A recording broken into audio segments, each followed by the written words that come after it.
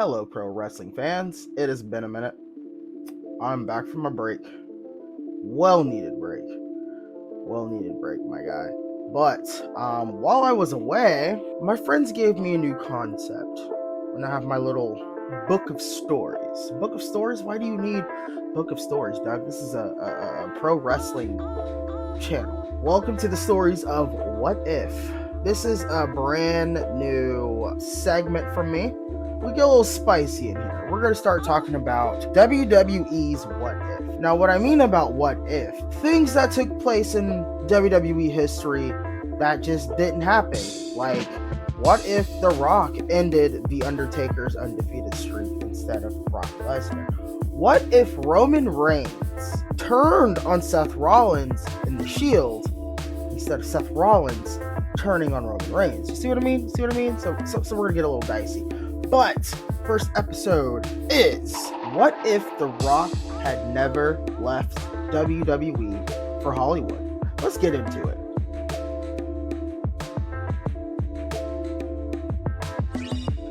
Now, imagine if The Rock hadn't left WWE to become a Hollywood superstar, right?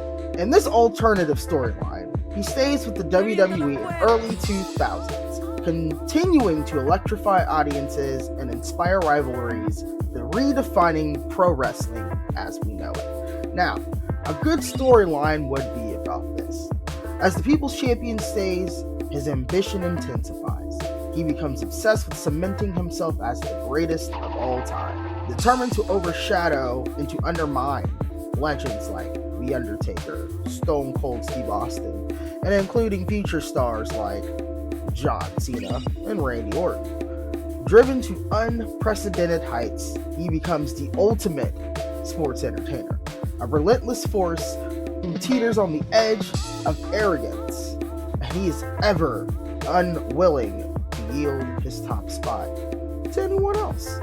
What I mean about ever so unwavering, I mean very aggressive about he's not willing to give a WrestleMania spot or any spots in general. He is the people's champion and he is willing to do whatever it takes to show him that he is the greatest sports entertainer of all time. He will cut corners and he will start to take shortcuts every little chance he gets.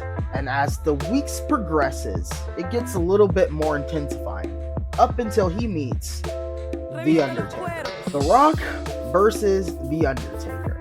This one is for the streak. The Rock is looking at ways to make himself cement into the legacy of WWE. He's pretty much captured all the titles and he's won the Royal Rumble.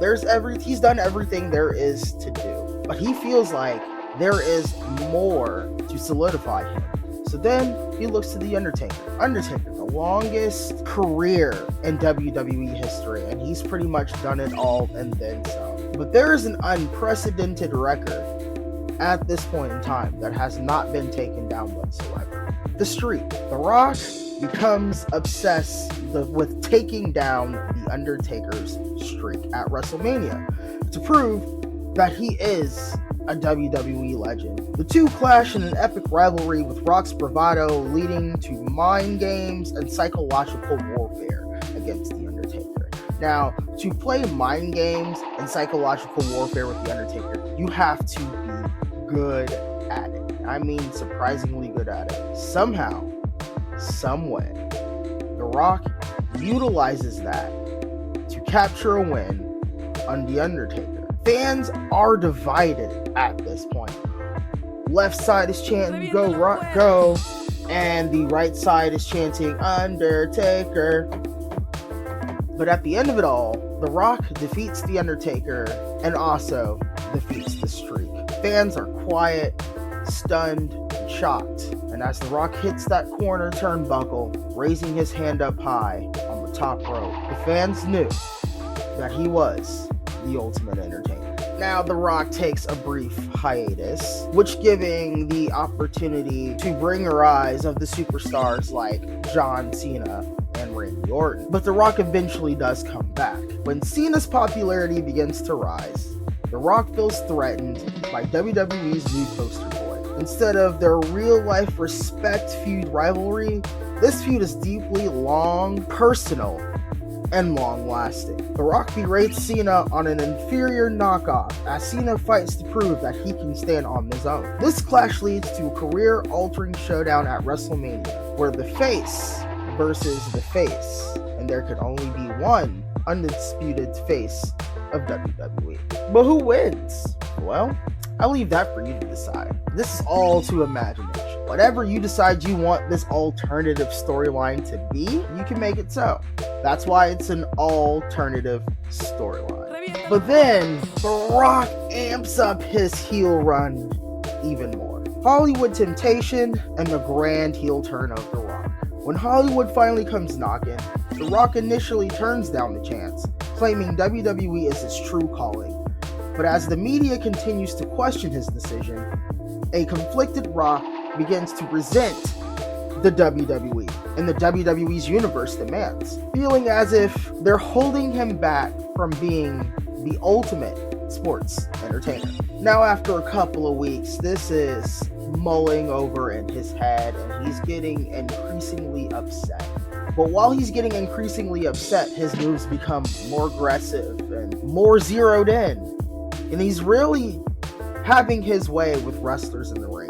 When it finally tips him over into a new brutal heel turn, shocking the fans, brutally attacking John Cena and putting him on the shelf for months, he embraces a darker side, a selfish side, calling himself the ultimate megastar. Only interested in the spotlight, not the people. And The Rock is no longer the people's champion. Now, in closing, what is this alternative storyline supposed to be? Well, his continued presence would shift the WWE history. John Cena's rise to superstardom might be stunted, the Undertaker streak may be broken, but new stars might have a more difficult climb if The Rock is still in play. Ongoing what-if saga redefines loyalty, ambition, and fame within the WWE. With The Rock's legacy transformed of that of a conflict, power-hungry icon who changed wrestling landscape forever. I'm sorry about that. How would fans react? And would WWE ever be the same again after that? I don't know. I'll leave that up to you guys.